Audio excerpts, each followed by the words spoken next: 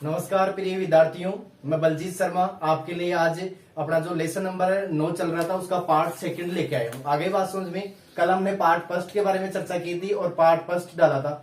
तो उस part first के अंदर क्या किया था हमने, किसके बारे में पढ़ा था हमने पढ़ा था परावर्तन के बारे में और परावर्तन के कुछ नियम पढ़े थे। परावर्तन किसे कहते हैं, परावर्तन के नियम के बारे में अध्ययन किया था और परावर्तन के नियम के बारे में अध्ययन करने के बाद हमने पढ़ा था समतल दर्पण और दर्पण के आधार पर मैंने प्रकार कहा था कि दो प्रकार होते हैं दर्पण के।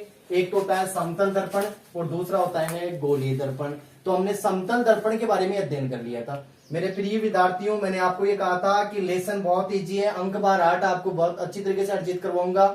इसके लिए वही लाइट का जो दूसरा पार्ट है इसके अंदर आज हम पढ़ेंगे। जो आप मैंने नेक्स्ट पिछले वाले वीडियो में कहा था कि अवतल दर्पण की जो आकृतियां हैं वो इसके पहले हम कुछ परिभाषाएं हैं और कुछ उसके जो डायग्राम के अंदर कुछ परिभाषाओं किस प्रकार से हैं। तो ध्यान दो, देखो गोलीय दर्पण, समतल दर्पण के बारे में पढ़ लिया था। समतल दर्पण में देखो पढ़ने वाला प्रतिबिंब आभासी होता है, वस्तु के आकार का जितना ही होता है प्रतिबिंब भी। तो इस प्रकार से देखो अब देखेंगे ऐसे दर्पण जिनके परावर्तक पृष्ठ कैसे हों, गोल होते हैं। भाई वैसे इस गोलीय दर्पण है, नाम से स्पष्ट हो रहा है। तो इनका परावर्तक पृष्ठ बताओ कैसा होगा दोस्तों, गोलीय होगा। तो ऐसा दर्पण बताओ कौन से दर्पण कहलाएंगे, गोलीय दर्पण कहलाएंगे। तो दोबारा से ध्यान दे, ऐसे दर्पण जिनके परावर्तक पृष्ठ क्या हो, गोल हो अर्थात गोलीय हो। तो बताओ ऐसे दर्पण कैसा कहलाएगा, बताओ गोलीय दर्पण कहलाएगा। तो अब गोलीय दर्पण कितने प्रकार के होते हैं, वही सेम है। गोलीय दर्पण भी दो ही प्रकार के होते हैं, दर्पण भी दो ही प्रकार के, तो गोलीय दर्पण भी दो ही प्रकार के। पहला आ रहा अपना अवतल दर्पण और दूसरा कौन सा है बताओ, उत्तल दर्पण। तो अवतल उत्तल दो प्रकार के दर्पण हैं। तो सबसे पहले देखो अवतल दर्पण, ऐसा परावर्तक पृष्ठ जो अंदर की ओर वक्रित हो। हम अब अध्ययन करेंगे इस अवतल दर्पण के बारे में। अवतल दर्पण की जितनी भी आकृति है, जिन विद्यार्थियों की दिक्कत रहती है किरण चित्र बनाना कि सर किरण चित्र किस प्रकार से बनेगा, तो कोई दिक्कत वाली बात नहीं, मैं बताऊंगा आज आपको। यहीं पर ही सारणी, इसी पर इस बोर्ड पर सारणी बनाऊंगा, उस सारणी को आप तैयार कर लेना। बुक से भी अलग है, आप बिल्कुल भी नहीं करेंगे सर तैयार नहीं हुई, लेकिन आप थोड़ा सा वीडियो को आप कंटिन्यू अच्छी तरीके से देख ले और बिल्कुल समझा के पढ़ाऊंगा। थ्योरेटिकल चैप्टर है उसको भी अच्छी प्रकार से डिफाइन करूंगा, आप उस चीज की बिल्कुल भी टेंशन नहीं ले। तो ऐसे परावर्तक पृष्ठ जो अंदर की ओर वक्रित हो, अर्थात जो क्या रहे अंदर की तरफ क्या हो, बताओ गड्ढा सा है चम्मच की देखा होगा, तो अंदर की ओर वक्रित होगा तो उसे क्या कहेंगे हमें, अवतल दर्पण। तो ऐसे एक कौन सा दर्पण है बताओ, अवतल दर्पण, जो अंदर की ओर क्या है बताओ, वक्रित है। आगे बात समझ में। तो ऐसे दर्पण को आप बताओ कौन सा दर्पण कह देंगे, अवतल दर्पण। और उत्तल दर्पण फिर आता है, बताओ कौन सा दर्पण, उत्तल दर्पण। तो ऐसे गोलीय पृष्ठ जिनका बाहरी भाग दर्पण के क्या हो, परावर्तक पृष्ठ की तरह क्या लेता हो, उपयोग में लेता हो, यानी वो बाहर से वक्रित हो। कहने का मतलब वही जो ऐसा दर्पण जिसका अंदर परावर्तक, ऐसा पृष्ठ जो परावर्तक पृष्ठ अंदर की ओर वक्रित हो। और इसमें सेम इसी की तरह, बस इसमें है कि बाहर जो बाहरी भाग है वह दर्पण को बाहरी भाग क्या हो, वक्रित हो या बाहरी भाग की तरह कार्य करता हो, जैसे उसकी आकृति बन जाएगी ऐसी। आगे बात समझ में। तो ये तो बताओ ध्यान रखना, इस प्रकार का दर्पण अंदर की ओर वक्रित रहेगा तो पहचान ये रहेगी, जो अंदर की ओर वक्रित है वो तो कौन सा दर्पण होगा, अवतल दर्पण होगा। और जो बाहर की ओर वक्रित है वो कौन सा दर्पण हो जाएगा, उत्तल दर्पण हो जाएगा। कोई दिक्कत। इस प्रकार से हम अवतल और उत्तल दर्पण के बारे में, सबसे पहले हमें गोलीय दर्पण के बारे में पढ़ा कि ऐसे दर्पण जिनके परावर्तक पृष्ठ क्या हो, गोलीय, यानी कोई सा भी परावर्तक पृष्ठ गोलीय आकृति में हो, जिसकी आकृति कैसी हो, गोलीय होंगी। मेरे प्रिय विद्यार्थियों, तो ऐसा दर्पण कौन सा दर्पण कहलाएगा, गोलीय दर्पण कहलाएगा। गोलीय दर्पण के दो प्रकार होते हैं, पहला अवतल दर्पण और दूसरा बताओ कौन सा दर्पण, उत्तल दर्पण।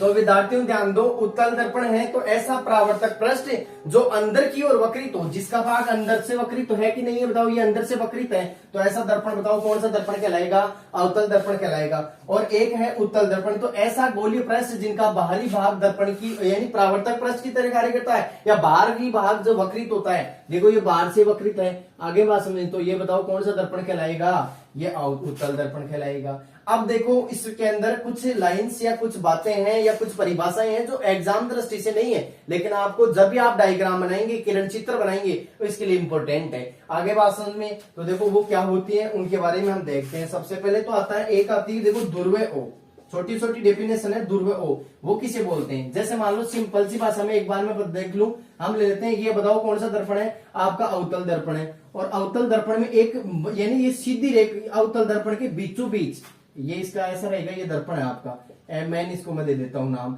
और इसके बीचों बीच एक यानी अवतल दर्पण, ये जो आपका दर्पण रहेगा उस दर्पण के सेंटर पॉइंट से बीच में से जो रेखा खींची जाती है उसको बोलते हैं क्या, मुख्य अक्ष। क्या बोलते हैं इसे, मुख्य अक्ष। और इसके बीच का जो केंद्र बिंदु होता है, दर्पण का जो बीच का केंद्र बिंदु होता है, ये केंद्र बिंदु है बीच का, ये केंद्र बिंदु है ना बीच का, इसको बोल देंगे क्या, ओ। ध्रुव इंग्लिश में बोलते हैं पॉल, ध्रुव को क्या बोलते हैं, पॉल।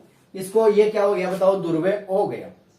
अब देखो किसी गोले का आपने केंद्र देखा होगा, वैसे किसी गोले का कटा हुआ भाग ही तो एक प्रकार से गोले दर्पण में किसी गोले का कटा हुआ भाग है। जिस प्रकार से मानो तो बताओ ये एक प्रकार से क्या है, देखो एक समझने के लिए है, ये गोलीय दर्पण एक गोला है, आगे ये इसका क्या है, केंद्र है गोले का, ये गोले का एक प्रकार से केंद्र है। अब ये गोले का केंद्र है और यहां से लेकर इस गोले की परिधि तक की जो दूरी है बताओ क्या होगी, प्रकार से वक्रता त्रिज्या, यहाँ पर इसको बोलते हैं वक्रता केंद्र सी। तो ये तो आपका फिक्स रहेगा, गोले से निश्चित दूरी पर रहेगा।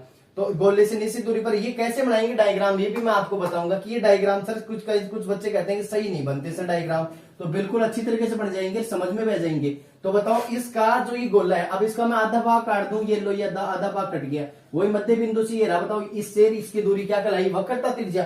तो यहां से ये दूरी क्या होगी बताओ, वक्रता त्रिज्या सी। ये बीच का ये पॉइंट क्या हो गया, इसका वक्रता, यानी किसी गोले का केंद्र क्या कहलाएगा, वही वक्रता केंद्र। तो ये क्या कहलाएगा बताओ, वक्रता केंद्र। अब इस केंद्र से ध्रुव ओ के बीच की दूरी बताओ कौन सी दूरी कहलाएगी, बताओ क्या कहलाएगी, कौन सी दूरी कहलाएगी, ध्रुव। ये त्रिज्या आपकी केंद्र है और केंद्र से लेकर जो ध्रुव की दूरी है, अब इस ध्रुव की दूरी के बीच एक होता है मुख्य फोकस एफ।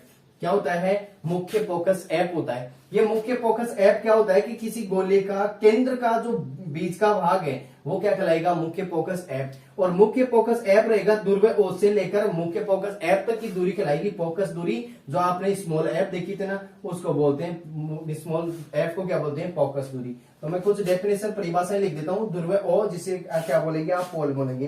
तो दर्पण के वक्र पृष्ठ के मध्य बिंदु को, दर्पण के वक्र पृष्ठ के मध्य बिंदु को क्या बोलेंगे, मध्य बिंदु, यानी बीच का पॉइंट है ना, मध्य बिंदु को दर्पण का ध्रुव कहते हैं, दर्पण का ध्रुव कहेंगे। क्या बोलेंगे विद्यार्थियों, ध्रुव कहते हैं। इसके बाद नेक्स्ट आता है वक्रता केंद्र सी, वक्रता केंद्र सी। ये परिभाषाएं एग्जाम में वायदा में पूछ सकता है, पूछेगा नहीं आपको नॉलेज के लिए। तो गोले का केंद्र को क्या कहेंगे बताओ, वक्रता केंद्र। यानी गोले का जो केंद्र होगा, गोले के केंद्र या गोलाकार भाग, केंद्र भाग को, गोले के केंद्र को वक्रता केंद्र कहते हैं, वक्रता केंद्र कहते हैं। जो गोले का केंद्र होता है, एक मिड पॉइंट होता है, वो क्या कहलाएगा, एक होती है वक्रता त्रिज्या। तो वक्रता केंद्र और ध्रुव के बीच की जो त्रिज्या होगी, ये तो देखो वक्रता त्रिज्या किसे कहेंगे, आर दूरी, और ये इस परिधि तक, और इन दोनों के बीच की दूरी क्या कहलाएगी, तो वक्रता त्रिज्या। तो अगला वक्रता केंद्र क्या आगे आता है, वक्रता त्रिज्या। अगला पॉइंट आता है वक्रता त्रिज्या किसे कहेंगे, बताओ वक्रता त्रिज्या आप किसे बोल देंगे, वक्रता केंद्र से ध्रुव की दूरी, वक्रता केंद्र से ध्रुव की दूरी वक्रता त्रिज्या कहलाती है, वक्रता त्रिज्या कहलाती है। ध्यान दो प्रिय विद्यार्थियों, मैंने क्या लिखा है कि वक्रता केंद्र से, ये वक्रता केंद्र सी और इससे इसकी दूरी बताओ कौन सी त्रिज्या कहलाती है, वक्रता त्रिज्या आर से लिखा है। आपको बताओ तो मैंने एक वो भी बताया था पिछले वीडियो में, आर बराबर 2f होता है। यानी आज जो ये वक्रता, ये त्रिज्या, इसको आर से, और ये फोकस दूरी की क्या होती है, दुगनी एफ होती है, स्मॉल एफ होता है फोकस दूरी, और जो कैपिटल एफ आएगा ना, बड़े अक्षरों में एफ आएगा, उसको तो मुख्य फोकस बोलते हैं, इसको स्मॉल एफ को बोलते हैं फोकस दूरी की दुगनी होती है। जो वक्रता त्रिज्या फोकस दूरी की दुगनी होती है, इसकी दुगनी होती है, दोगुना होती है। आगे बात समझ में। और एक होता है मुख्य अक्ष, जो मैंने कह दिया ध्रुव और वक्रता केंद्र को मिलाने वाली, ये ध्रुव है और ये वक्रता केंद्र सी को मिलाने वाली जो सीधी रेखा क्या कहलाएगी, मुख्य अक्ष। लिखना चाहो तो लिख सकते हैं, मुख्य अक्ष की परिभाषा और लिख देंगे। मुख्य अक्ष किसे कहेंगे कि वक्रता, ध्रुव तथा वक्रता केंद्र, ध्रुव तथा वक्रता केंद्र को मिलाने वाली सरल रेखा, को मिलाने वाली सरल रेखा क्या कहलाती है बताओ, सरल रेखा को मुख्य अक्ष कहते हैं, अक्ष कहते हैं। अब ध्यान दो प्रिय विद्यार्थियों कि जो वक्रता त्रिज्या है, वक्रता केंद्र और वक्रता त्रिज्या दोनों ही देखो एक सेम सा है कि गोले के केंद्र को क्या कहेंगे आप, वक्रता केंद्र, ये तो सी हो गया। और जो वक्रता त्रिज्या है वो वक्रता त्रिज्या कहलाएगी, यानी गोले के केंद्र से ध्रुव की दूरी, गोले का जो केंद्र है और उससे ध्रुव की दूरी, ये गोले का केंद्र और इसके ध्रुव की जो बीच की दूरी है, बताओ ये क्या कहलाएगी, आर वक्रता त्रिज्या। त्रिज्या को आर से दर्शाते हैं, सिंपल सा है। और एक होता है मुख्य अक्ष, तो मुख्य अक्ष क्या होगा, ध्रुव, ये तो ध्रुव बताओ पोल, ये ओ और ये वक्रता त्रिज्या, इसको मिलाने वाली जो सीधी रेखा मैंने कहा बीच के मिड पॉइंट से गुजरती है सीधी रेखा, उसको क्या कहेंगे आप, मुख्य अक्ष। बस इन बातों का ध्यान रखना, इनके बीच एक मुख्य फोकस होता है जहां पर आने वाली प्रकाश किरणें मिलती है। तो ये बातें, कुछ बातें थी, ये हो गई इनके बारे में। गोलीय दर्पण के बारे में थी, गोलीय दर्पण कितने प्रकार के, दो प्रकार के, अवतल दर्पण, उत्तल दर्पण होता है। अवतल दर्पण जो अंदर की ओर वक्री तो वह अवतल दर्पण कहलाएगा, जो बाहर की ओर वक्री तो वो कौन सा दर्पण कहलाएगा, बताओ कौन सा दर्पण कहलाएगा, जो बाहर की ओर वक्री तो उत्तल दर्पण, ऐसा होता है बाहर की तरफ वक्रित। और फिर ऐसा ध्रुव कैसे कहेंगे, दर्पण के वक्र पृष्ठ के मध्य बिंदु को ध्रुव कहेंगे, और दर्पण का वक्रता केंद्र, गोले के वक्रता केंद्र को ये केंद्र कहते हैं, बीच के पॉइंट को। और ध्रुव की और इसकी बीच की त्रिज्या वक्रता त्रिज्या कहलाएगी, और इसको मिलाने वाली सरल रेखा क्या कहलाएगी। ये सिंपल सी चीजें हैं जो मुख्य अक्ष कहलाती है। अब इस पर आप स्क्रीनशॉट लेना चाहते ले सकते हैं, नोट्स के साथ उतारना चाहेंगे। ये तो कुछ परिभाषाएं थी। अब नेक्स्ट आती है वही बातें कि सर वो जो अवतल दर्पण में प्रतिबिंब कैसा बनता है, और प्रतिबिंब की आकृतियां नहीं मालूम है तो मैं एक सारणी बनाऊंगा, बिल्कुल इजी है, और कहीं डायग्राम की भी जरूरत नहीं, फिर डायग्राम आप अपने हिसाब से बना लेंगे, हम खुद अपने हिसाब से बनाएंगे। तो देखते हैं सबसे पहले जो आपका वो बनेगा ना, वो किस प्रकार से बनता है। देखो सबसे पहले ध्यान दो कि जो दर्पण ये है, अपने जो दर्पण के अंदर प्रतिबिंब बनेगा, वो दर्पण का प्रतिबिंब का कैसे डुल रहेगा, ध्यान दीजिए। देखो मैं इसको स्क्रीनशॉट लेना चाहता हूं, मैं रब कर रहा हूं इसको।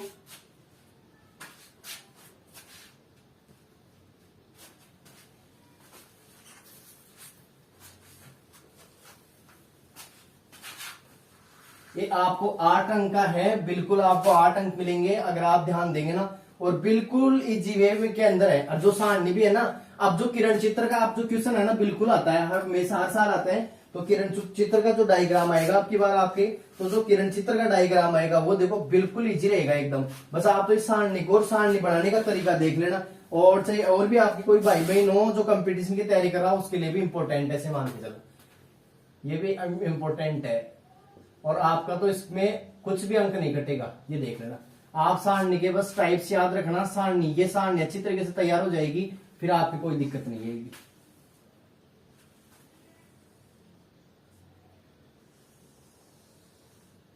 बस सारणी को आप अच्छी तरीके से तैयार कर लो, फिर कोई दिक्कत नहीं है। कहां पर पहले तो वस्तु कहां पर रखनी है, किस प्रकार से रखनी है वो देख लो। क्रम संख्या, बिंब वगैरह, ये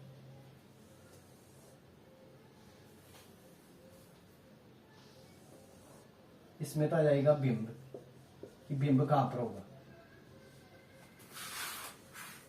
सेकंड में आ जाएगा प्रतिबिंब, कि प्रतिबिंब कहां बनेगा। ऑब्जेक्ट इस वस्तु आएगी, फिर वस्तु का प्रतिबिंब कहां बनेगा। तीसरी कंडीशन आ जाएगी जो प्रतिबिंब का क्या संरचना, जैसे मान लो प्रतिबिंब का आकार कैसा हो गया, संरचना मान लो, फिर आ जाएगी प्रतिबिंब की संरचना, प्रतिबिंब की संरचना। 4 चीजें याद रखनी है आपको। और जो लास्ट आ जाएगा इसका आप माने तो प्रतिबिंब का आकार कैसा होगा। अगला है प्रतिबिंब का आकार। अब आपको डायग्राम और कहीं पर ही नहीं ध्यान देना है, देखो सीधी सी बात है, आपको सिर्फ और सिर्फ ध्यान देना है कि जो पहली चीज आई आपके सामने बिंब, और बिंब कहां पर होगा, किस प्रकार से होगा बिंब, ये चीज देखनी है। आगे बात समझ में। और फिर पहले हम बिंब रखेंगे वहीं पर, तो इसका प्रतिबिंब बनेगा, और इस प्रकार से भी यहां पर भी 6 आकृति बनेगी। इधर डाल देते हैं क्रम संख्या का पॉइंट।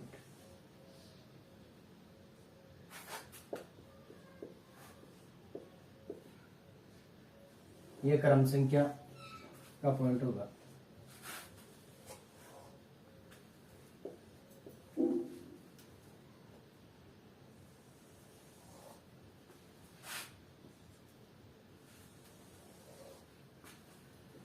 इस प्रकार से इसमें 6 आकृतियां बनेगी।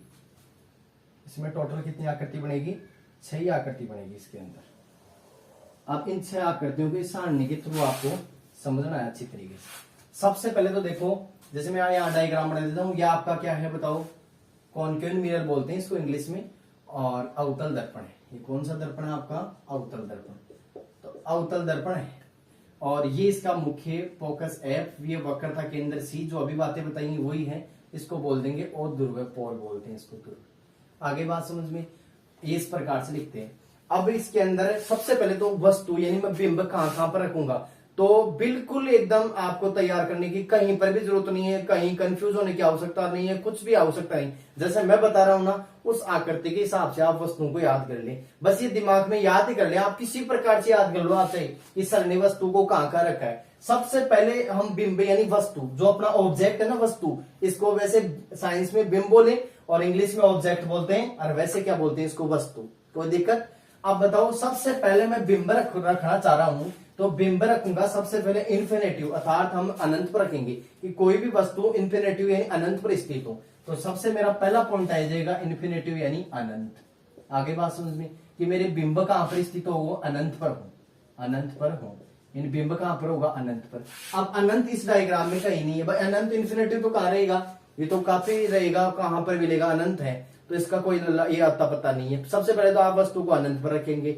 दूसरी बात, वस्तु को जब आप अनंत पर रखेंगे, सही है, अब अनंत, पहली चीज तो अनंत पर रखनी है। दूसरी स्टेप है, जब अनंत से स्टार्ट होंगे फिर अनंत, जैसे मान लो लगभग मैंने मान लिया अनंत यहां पर इन्फिनेटिव, इन पे इन्फिनेटिव है, इस पर रखी वस्तु को ध्यान रखना। फिर बाद में अनंत के और ये बताओ इसके बीच पे बाद में कोई सा पॉइंट नहीं है, केवल वक्रता केंद्र सी आया, तो आपको बाद में वस्तु रखनी है अनंत में। इसमें यह है कि हम इधर वस्तु रखते जाएंगे और डायग्राम इधर नीचे से बढ़ता जाएगा, जो नेक्स्ट पोजीशन में बताएंगे आपको। तो पहले याद रखना आपको वस्तु कहां पर रखना है, अनंत पर। दूसरा देखो, ये इन्फिनेटिव अनंत, अब मैंने माना है इन्फिनेटिव अनंत, ये वक्रता केंद्र सी के बीच, तो आप लिख देंगे, फिर सी आया बीच में, तो अनंत व वक्रता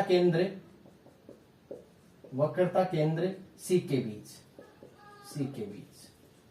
अब आप वक्रता केंद्र को जान देंगे सी के बीच, तो वस्तु दूसरी पोजीशन में कहां पर रखनी है देख लो। पहले मैंने अनंत पर माना, दूसरी बार वक्रता केंद्र सी के बीच, कहीं पर भी रख ले आप वस्तु, चाहे सी के थोड़े से परे रख ले। फिर बताओ कहां पर रखूंगा मैं वस्तु को, सी पर ही रखूंगा। तीसरी पोजीशन, पहले पर इन्फिनेटिव, फिर इन दोनों के मध्य, और फिर बताओ कहां पर, तो तीसरी पोजीशन पर वक्रता केंद्र सी पर, वक्रता केंद्र सी पर, सी पर। फिर वस्तु कहां पर रखी मैंने बताओ, वक्रता केंद्र सी पर रखी। फिर देखो सी व एफ के मध्य, नेक्स्ट जो है वो क्या है बताओ, सी एफ के मध्य, सी पर रख दी मैंने एक बार, तो बताओ अब नेक्स्ट में बताओ चौथी कंडीशन में कहा रखूंगा वस्तु को मैं, सी व एफ के मध्य, तो लिख देना वक्रता केंद्र सी व मुख्य फोकस एफ, या फोकस एफ के बीच, मुख्य फोकस एफ के बीच। आ गई बात समझ में? चारों कंडीशन में कोई दिक्कत, पहले इन्फिनेटिव पर रखी, फिर इन्फिनेटिव और इसके बीच रखी, वक्रता केंद्र सी के बीच रखी है, और फिर रखी है बताओ वक्रता केंद्र सी पर ही रखी है, फिर सी व एफ के बीच। अब बताओ आपको भी दिख रहा है, अब कहां पर रखूंगा, पांचवी कंडीशन में एफ के बीच में, तो लिख दो फोकस एफ पर, फोकस एफ पर। और लास्ट जो कंडीशन बची बताओ अब क्या बचेगा, फिर तो पूरा दर्पण का पूरा सिस्टम, दर्पण यानी मुख्य फोकस एफ और ध्रुव तो बचा, फिर तो पीछे जाएगा, पीछे कोई वही नहीं है, तो बताओ फिर कहां पर रखूंगा, फोकस एफ और ध्रुव के बीच, तो फोकस एफ व ध्रुव ओ के बीच, ध्रुव ओ के बीच। दोबारा से देख लेना, आपको बिंब कहां पे रखना है, कहीं पर कैसे याद नहीं करना, बस सीधा सा काम है। पहले वस्तु को कहां पर रखेंगे आप, अनंत पर रखेंगे। अनंत कहां है कुछ पता नहीं, अनंत कहां पर है कैसे है। फिर रखेंगे अनंत व वक्रता केंद्र बीच, तो वक्रता केंद्र तो आपको पता है सी और इसके बीच, अनंत के बीच कहीं पर भी रख लेना। फिर आपके नेक्स्ट कंडीशन आती है वक्रता केंद्र सी पर, यानी सी पर ही रखनी है। फिर सीर व एफ के बीच, यानी वक्रता केंद्र सीर मुख्य फोकस एफ के बीच रख लेंगे, ये सीर एफ के बीच। फिर अगली पोजीशन रखेंगे एफ व ओ के बीच, यानी मुख्य फोकस एफ और ध्रुव ओ के बीच में रख देंगे। और फिर लास्ट की कंडीशन है आपके पास। अब देखो प्रतिबिंब कहां पर बनेंगे, तो आपको ध्यान रखना है प्रतिबिंब आपको बना, जब कभी भी ध्यान रखना जब वस्तु अनंत पर स्थित हो, जब बिंब आपका कहां पर हो, अनंत पर हो, तो हमेशा डायग्राम किस पर बनता है, मुख्य फोकस पर। कहां बनता है, मुख्य फोकस पर। कोई दिक्कत, यानी मुख्य फोकस एफ पर बनेगा, एफ पर बनेगा, मुख्य फोकस एफ पर बनेगा। और ध्यान दो, जब वस्तु अनंत पर है तो डायग्राम मुख्य फोकस पर बन रहा है एक, और 5 कंडीशन जब वस्तु फोकस पर है तो डायग्राम कैसा बनेगा बताओ, अनंत पर बनेगा।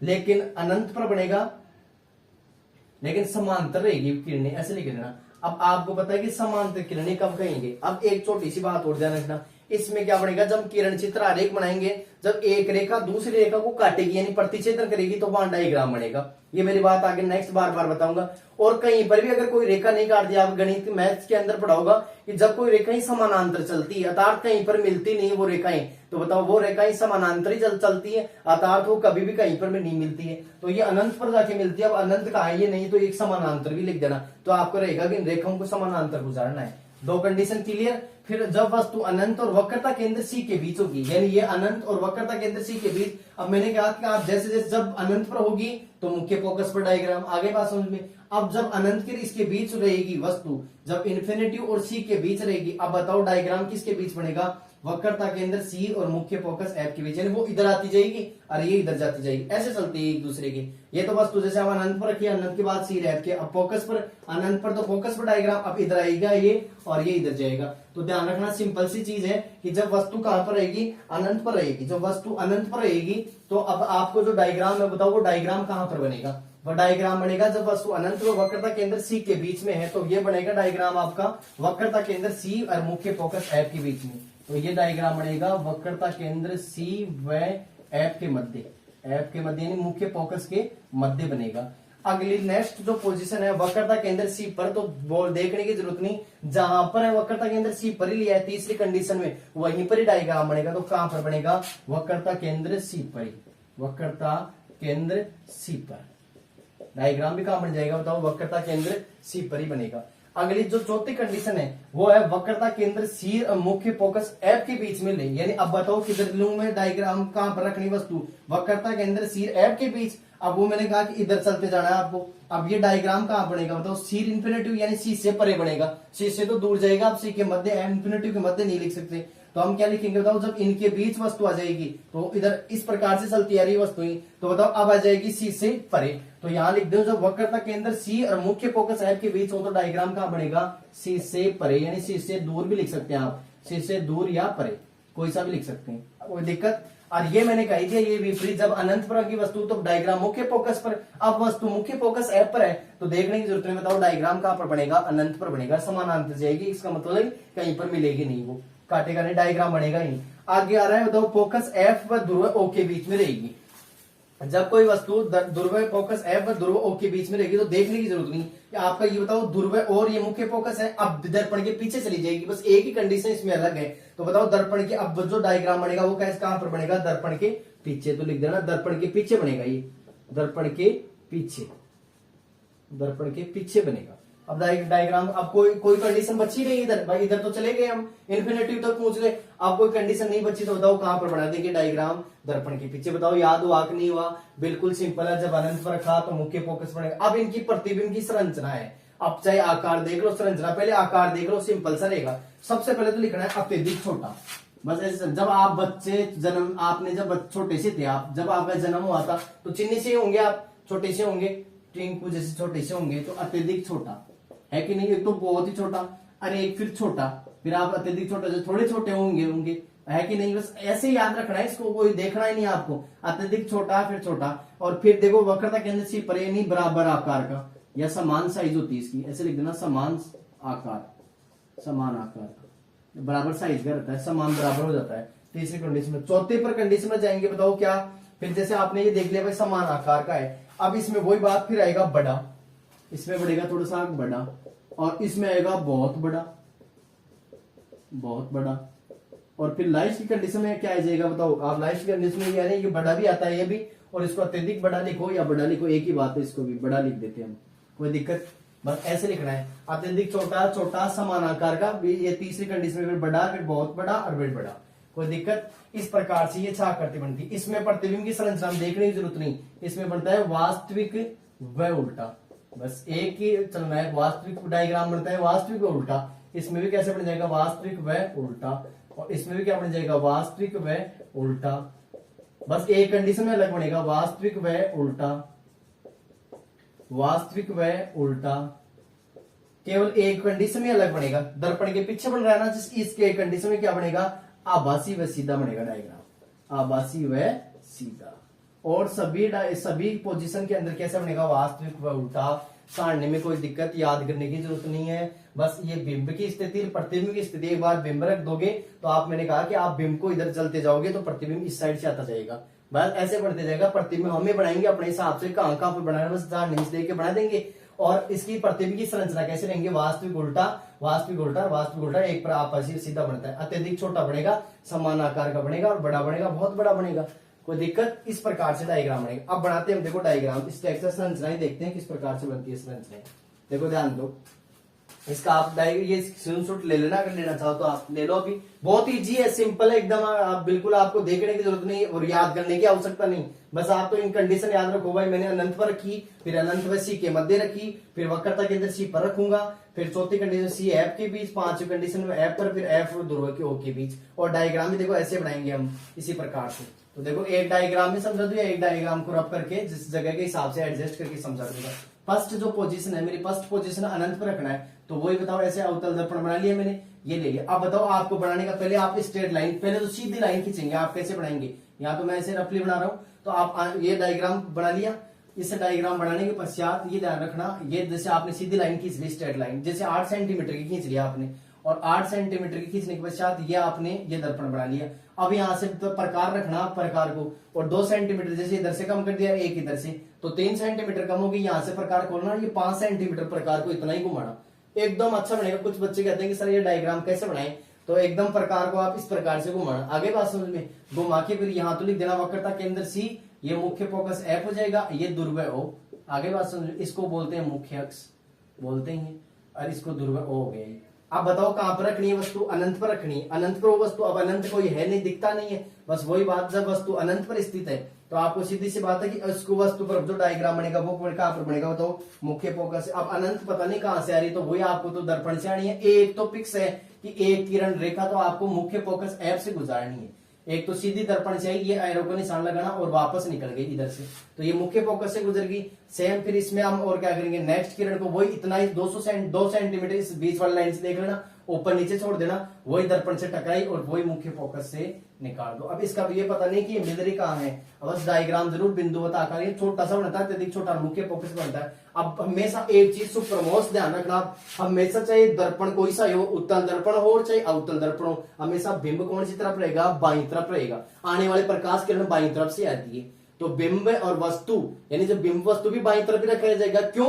क्योंकि जो प्रकाश आता है वो बाईं तरफ से आता है और बिंब हमेशा बाईं तरफ ही रखा जाएगा, ये ध्यान रखना आप। तो बताओ सिंपल सा है, फिर ये प्रकाश किरण इधर ही निकलेगी, इस प्रकार से आई और इधर ही निकल गई। अब ये प्रकाश किरण इस पर, अब अनंत पर, अब मुख्य फोकस पर बढ़ता है डायग्राम, बिंदुवत आकार का, तो एक छोटा बनता है, बहुत छोटा बिंदुवत आकार का, इन्फिनिटिव पर रखी हो कोई वस्तु। अब इन्फिनिटिव कहाँ है, मैं ये पता नहीं, सेकंड कंडीशन बढ़ाऊं मैं, तो सेकंड कंडीशन पर वही बताओ, ये दर्पण, और दर्पण पर वही मुख्य अक्ष, और वही चीजें बार बार नील कुमार ध्रुव ओ आपको बताए, और ये ध्रुव ओ है, ये मुख्य फोकस एफ है, ये वक्रता केंद्र सी है। बिल्कुल सिंपल है। अब अनंत पर और वक्रता केंद्र सी के बीच रखनी है। अब वस्तु कहाँ रखनी है, अब तो इसका कोई एंगल हो गया कि मेरे को यहाँ रखनी है वस्तु को, और भाई बिंब का मतलब हो गया कि बिंब कहाँ रखना है। अब बताओ जब बिंब का मालूम हो गया आपको कि कहाँ रखना है, तो बताओ बिंब रखेंगे तो एक किरण तो बस देखने की आवश्यकता नहीं है आपको, जब आपको कुछ ऐसा मिल जाए एंगल, तो एक किरण तो वही दर्पण से टकराएगी, दर्पण से टकरा कर आएगी। तो ये देख लो मैंने दर्पण से टकराई, वही मुख्य फोकस, ये तो मैंने कहा फिक्स रहेगी। अब डायग्राम बनाना कहाँ है, ये ध्यान दो, वक्रता के अंदर सीर एफ के मध्य बनाना है। अब रेखा को ये ऐसे प्रतिचिह्न कराओ कि सीर एफ के बीच मिल जाए कहीं, और जहां पर एक दूसरे को काटेगी मिलेगी, तो बताओ क्या बन जाएगा, वहां पर क्या बन जाएगा, प्रतिबिंब बन जाएगा। और ये मैंने मान लो ए बी क्या ले रखा है, ए और बी, ए और बी, ये मैंने ले रखा है प्रतिबिंब, सॉरी बिंब, यहाँ लिख भी देना ये बिंब है। अब प्रतिबिंब मेरे को यहाँ बनाना है, तो बस इसी हिसाब से लो, ये यहाँ से गुजरे मुख्य फोकस एफ से सीधे गुजार के, और फिर इसको ये बीच में से गुजर जाए, ये लो इन दोनों के बीच में बन गया। प्रतिबिंब का आकार क्या रहेगा, इससे छोटा ही रहेगा, तो देख लो इसका आकार छोटा ही है, इसको दे दें ए डेस बी डेस नाम दे देते हैं। तो बताओ इसका वास्तविक बना उल्टा बन रहा है आपके सामने, उल्टा ही है, ये डेस बी डेस देखो, तीर का निशान जरूर लगाना है, उल्टा है, और इधर भी आना, ये प्रकाश किरण आई फिर वापस निकल गई, और ये प्रकाश एक दूसरे को जहां प्रतिच्छेदन करी, आप स्केल से बनाओगे अच्छा बनेगा, टेंशन मत लो। यहाँ मेरे तो बोर्ड पर रफली ऐसा बन रहा है, आपका ठीक बनेगा। और फिर ये प्रकाश किरण आई, फिर वापस इधर से निकल गई। एक तो मुख्य फोकस से जो पिक्सी है वस्तु से आएगी, दर्पण से टकराएगी, मुख्य फोकस पर गुजरेगी, कोई दिक्कत। तीसरी कंडीशन है अपनी, देखो तीसरी कंडीशन में क्या कह रहा है। तीसरी कंडीशन वस्तु कहां पर होगी, वक्रता केंद्र सी पर ही होगी। तो ये बिल्कुल एकदम इजी है। यहाँ पर वही वक्रता केंद्र सी ले लिया मैंने, ये मुख्य फोकस एफ ले लिया यहाँ, ये मुख्य फोकस एफ। अब वस्तु कहां पर रखूं मैं, वक्रता केंद्र सी पर। वही एक बार सीधी निकालो, वस्तु से निकलेगी, दर्पण से गुजरेगा, मुख्य फोकस से गुजर जाएगी, एक किरण इससे निकलेगी और वापस बताओ इससे ही वापस निकल जाएगी। तो बताओ डायग्राम कहां पर बनेगा, वही मुख्य फोकस एफ पर बनेगा। डायग्राम कहां पर बनेगा, सॉरी वक्रता केंद्र सी पर बनेगा। ये मुख्य फोकस से गुजरती, इधर से आई किरण वापस निकल गई, इधर से आई किरण वापस निकल गई, तीर के निशान इधर से आई वापस भेजना, ये ध्यान रखना। और ये वापस देखो किरण आने के पश्चात देखो वक्रता केंद्र सी पर हमने वस्तु रखी, देख लो डायग्राम कहां पर बनाना है, ये पहले देख लेना। डायग्राम वक्रता केंद्र आपके हाथ में ही है, पेंसिल से बनाना डायग्राम, और वक्रता केंद्र देखो मैंने सी पर ही बना दिया, कोई दिक्कत। और देखो वक्रता केंद्र सी पर बनाया डायग्राम अपना, वास्तविक वो उल्टा बनाया, वास्तविक उल्टा समान आकार का, जितने आकार की वस्तु ले रखी है मैंने उतनी आकार का बनाया। अब नेक्स्ट जो चौथा डायग्राम है वो चौथा और देख लो, चौथी पोजीशन पर ले रखा है आपने वही डायग्राम, कैसा ले रखा है बताओ, वही आप वही वक्र, मुख्य फोकस एफ रहेगा, वक्रता केंद्र सी, मुख्य फोकस एफ, और ये ध्रुव ओ पोल बोल देते हैं इसको, ध्रुव ओ, ये आपका ध्रुव ओ गया। अब इस पर बताओ वस्तु कहां पर लेनी है, चौथे वक्रता केंद्र सी एफ के बीच में, ये लो साहब सी एफ के बीच में ले ली मैंने।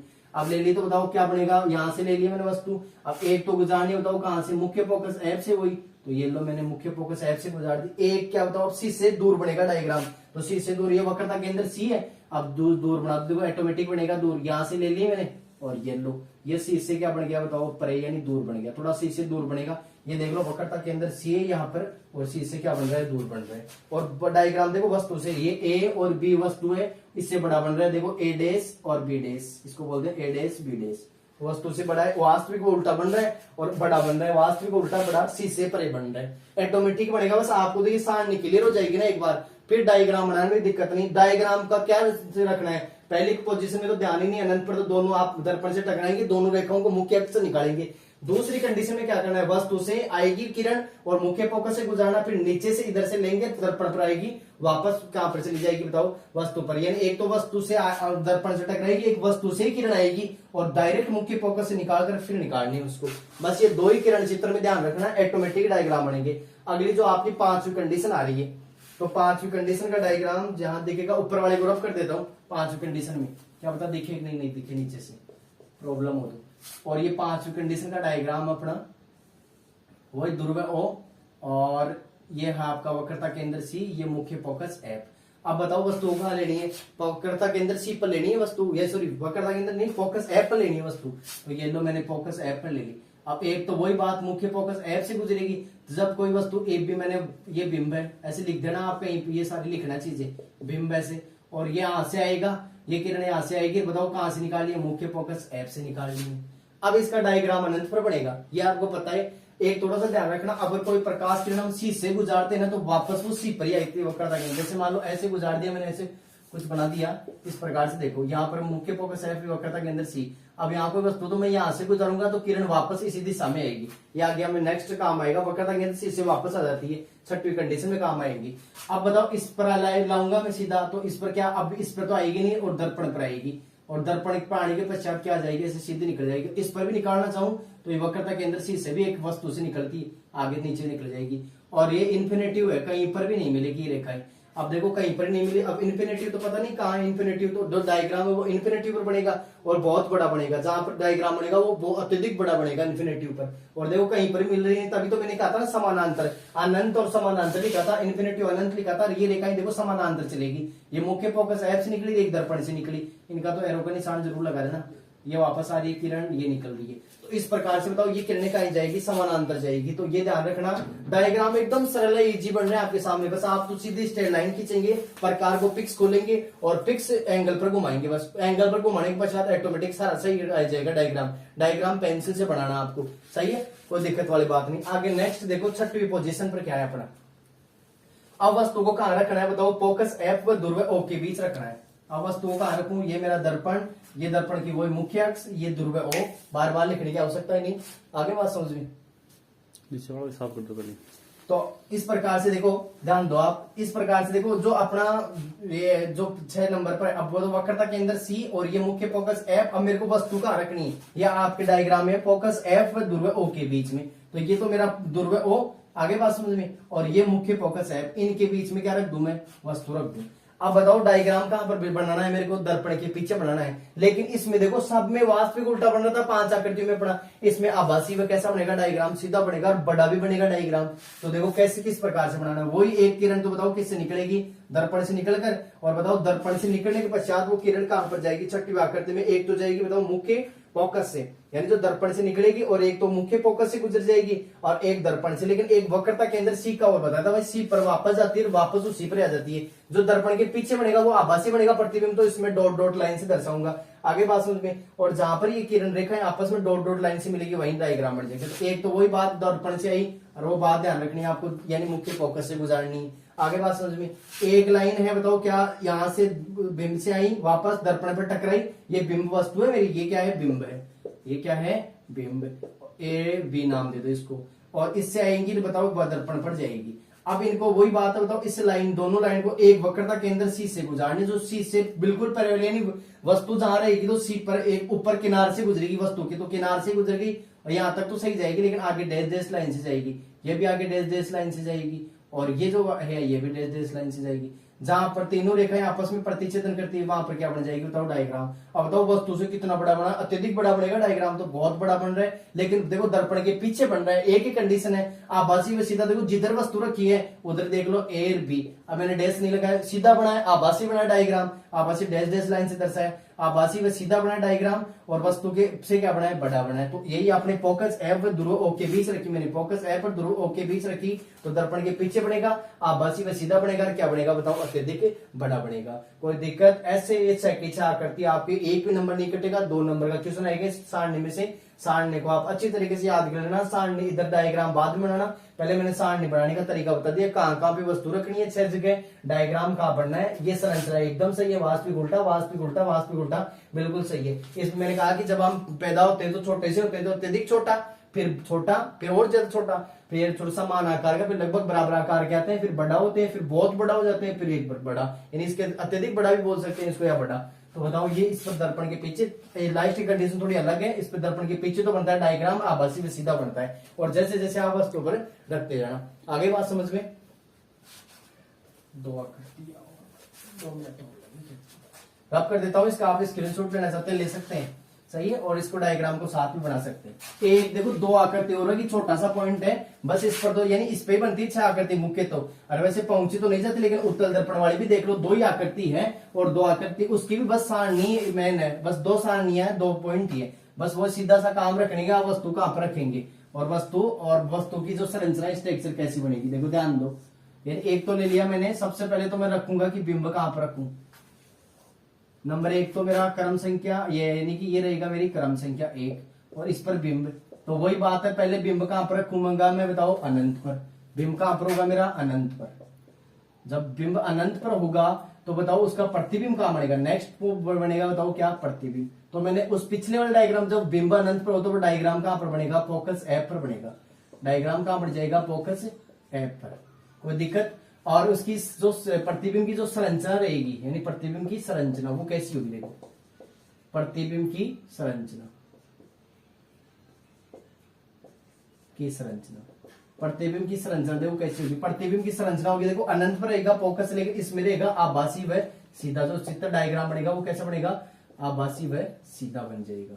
और प्रतिबिंब की संरचना बनने के बाद बताओ प्रतिबिंब का आकार, प्रतिबिंब का आकार, प्रतिबिंब का आकार कैसा रहेगा, वो छोटा रहेगा। प्रतिबिंब कैसा बनेगा बताओ, अत्यधिक छोटा बोल सकते हैं, छोटा। दूसरी कंडीशन पर इस पर रखेंगे, वस्तु कहां पर रखेंगे, यानी अनंत के और ध्रुव ओ लेंगे हम, जो पोल लेंगे उसके बीच कहीं पर भी रख लो वस्तु, तो लिख दो आप अनंत व ध्रुव ओ के बीच, कहीं पर भी रख दो बीच में। तो जब आप अनंत व ध्रुव ओ के पोल के बीच अगर किसी वस्तु को रखेंगे, तो यानी इसमें जो डायग्राम बनेगा वो डायग्राम कहां पर बनेगा, देखो जो ध्रुव ओ और अपना वो है, तो वो बनेगा एफ, मुख्य फोकस एफ व ध्रुव के बीच। अब मुख्य फोकस एफ, अपना जो मेन सेंटर पॉइंट मैंने बताया था, मुख्य फोकस एफ और ध्रुव कहां पर होता है, मुख्य फोकस यानी मुख्य फोकस एफ व ध्रुव, मुख्य फोकस एफ व ध्रुव ओ के बीच, ध्रुव ओ के बीच बनेगा डायग्राम। अब डायग्राम कैसा बनेगा देखो, वही बनेगा, बताओ क्या, वास्तविक सॉरी आवास नहीं, सॉरी वास्तविक व सीधा बनेगा। कैसा बनेगा, वास्तविक व सीधा। इसमें भी कैसा बन जाएगा बताओ, वास्तविक व सीधा। उसमें वास्तविक को उल्टा बन रहा था, इसमें वास्तविक सीधा बनेगा। और डायग्राम का आकार कैसा होगा, छोटा रहेगा। इसमें कर लेना आप अत्यधिक छोटा, जिससे आप कंफ्यूज नहीं हो, अत्यधिक छोटा। इसमें कैसा रहेगा बताओ, छोटा। इसमें कर लेना आप अत्यधिक छोटा, ये रहेगा छोटा। पहले कंडीशन में बिंब कहां पर रखना है, अनंत पर। याद करने की आवश्यकता नहीं है आपको, बस सिंपल सा देखना कि अनंत पर रखेंगे तो डायग्राम दोनों कंडीशन में है, चाहे अवतल दर्पण हो, डायग्राम कहां बनेगा, फोकस एफ पर बनेगा। अनंत पर होगा तो ध्रुव ओ के बीच में, अनंत व ध्रुव ओ के बीच में कहीं पर भी रख लो आप, अनंत इन्फिनेटिव कहीं भी हो सकता है, ध्रुव ओ कहीं पर भी वस्तु रखोगे तो डायग्राम मुख्य फोकस एफ व ध्रुव ओ के बीच बनेगा। कैसा बनेगा, वास्तविक सीधा प्रतिबिंब की संरचना, और कैसा रहेगा, छोटा रहेगा। अब दोनों की मैं आकृति बता देता हूँ, जल्दी से आप दोनों की आकृति देख लो। ये आपको बताओ पहली कंडीशन है मेरी, और पहले कंडीशन में वही बताओ कौन सा दर्पण है, ये अवतल दर्पण है।